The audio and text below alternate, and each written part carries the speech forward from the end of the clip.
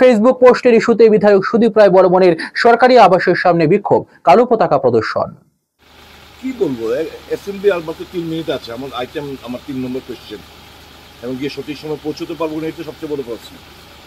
কি ইস্যু থেকে এটা প্রি প্ল্যান করে কিছু তামসা করার জন্য এখানে এসছে, হ্যাঁ, যাকে নিয়ে যে এত বড় মানে বলে, ওর তো আসল চিত্রটা তো কালকে বেরিয়ে এসছে, কালকে তো ওর আসল চিত্রটা বেরিয়ে এসছে। তো এইগুলো তো হচ্ছে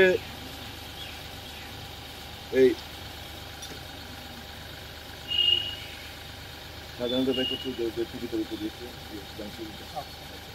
তো অ্যাকচুয়ালি এরা তো মুখোশধারী হিন্দুত্ব বলে ঠিকই, কিন্তু প্র্যাকটিক্যালি হিন্দু নামে এরা ধাব্বা, হিন্দুকে বদনাম করছে, সনাতন ধর্মকে বদনাম আনার চেষ্টা করছে।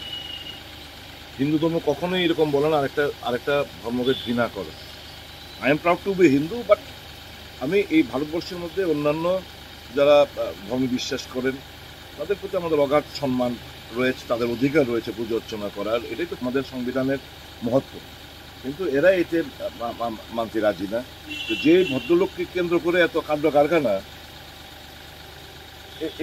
এই ভদ্রলোকের আপনারা যদি ফটোগুলো দেখেন,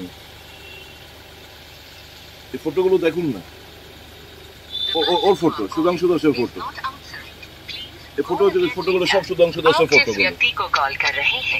কি বলবো আমি, বলুন তো, আমি ফটো পাঠিয়ে দিচ্ছি, এগুলো ঠিক না, এগুলো